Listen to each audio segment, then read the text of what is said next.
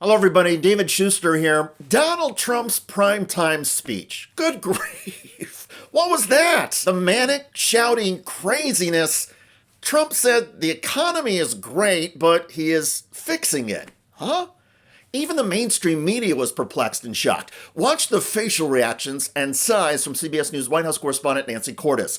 Right after the speech, Cordes was asked this question by CBS News anchor Norah O'Donnell. Nancy, what did you make of his message and his tone? Did you catch that?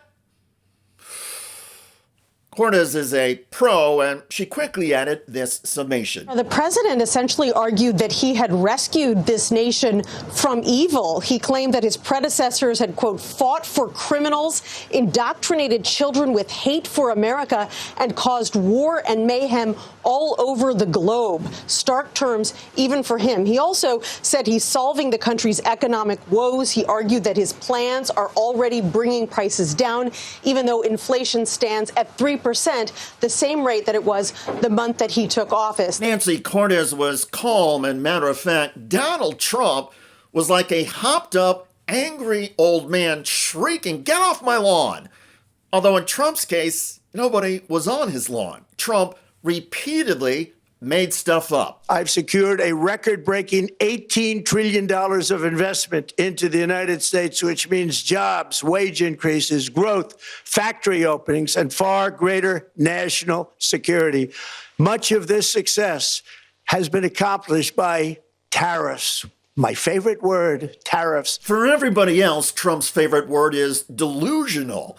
The entire GDP, or gross domestic product, the total of all economic activity in the United States each year, is $29 trillion. But Trump claims he secured investments of $18 trillion. Even Donald Trump's own White House website says it is $9 trillion. And economists say the total investment is about 1/20th of that, or about $500 billion.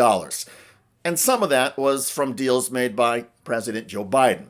Trump also bragged about bringing down the price of pharmaceuticals. I negotiated directly with the drug companies and foreign nations, which were taking advantage of our country for many decades, to slash prices on drugs and pharmaceuticals by as much as 400, 500, and even 600%. Okay, as most kids learn in junior high school, when a price is reduced by 100%, that means the product is free. If a pill normally costs, say, $10, and that is reduced by 400%, that means the pharmacy will pay the customer $30 to take the pill. If the reduction on a $10 pill is 600%, the pharmacy pays the customer $50. In other words, Donald Trump has absolutely no concept of basic math and no ability to tell the truth. Here's former ABC News White House correspondent and Trump interviewer, Terry Moran. Forceful, and I guess the word might be also loud. The way he was loud. projecting. He was loud. He was forceful. He was fast. I mean, the networks only gave him 15 minutes, supposedly. And that is a problem for him because he likes to ramble. He likes to improvise. And he sounded like a man shouting at the nation that entire time. And more problematically for him is that when you try to tell people two things, the guy who's gone, it's still his fault. And two, it's not as bad as you think it is. I've done all these great things.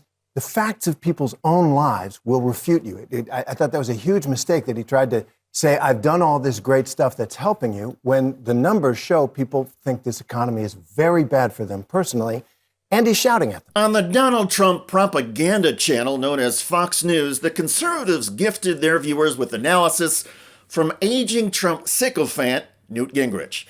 For those of you who were not born yet, when Gingrich left Congress 28 years ago, Gingrich was forced out of his Republican speakership because of ethical issues and leadership problems. And that makes him perfectly qualified to sing the praises of Donald Trump. To watch President Trump give a 19-minute disciplined speech that covered that many facts was worthy of Ronald Reagan. That was a good speech. It was an important speech.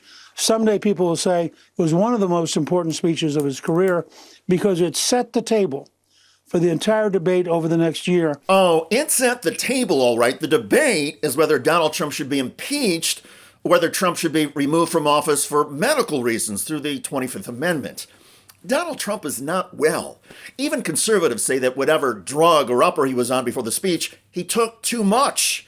Conservative commentator Andrew Donaldson said Trump's speech was rushing and angry and reeked of fear.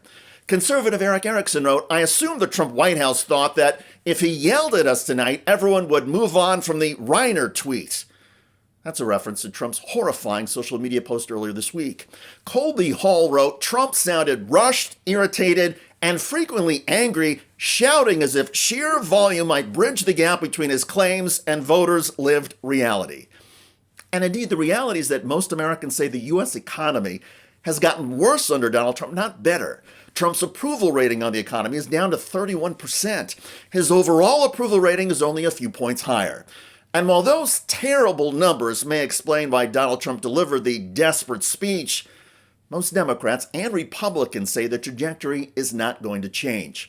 No matter how angry or manic Trump is, his political position is going to get worse, not better.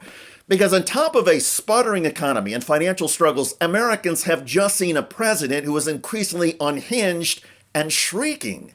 And that is not going to trigger public confidence. Instead, Donald Trump will receive even more public contempt. And Republicans who still tolerate and support Trump will find themselves in an even deeper political hole. And now, even the mainstream media sees the obvious. Did you know that the big wireless carriers like Verizon and AT&T made over $18 billion in profit last year? How? By overcharging you for unlimited data, most of which you probably aren't even using. But what if you could get paid to use your phone less and only pay for the data you do use? Well, with Noble Mobile, you can. For just $50 a month on their No Bull plan, you get unlimited data, and whatever data you don't use, you get cash back right in your pocket. People who switch to Noble can save an average of $500 to $1,000 a year. It's a no-brainer.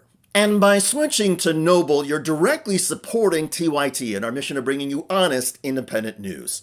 So give Noble a try and make the switch today. Scan the QR code on the screen now or visit go.tyt.com/plan. That's go.tyt.com/plan. By the way, Fox Business News admitted that Trump is sinking the U.S. labor market. 4.6 is probably the number moving the needle right now.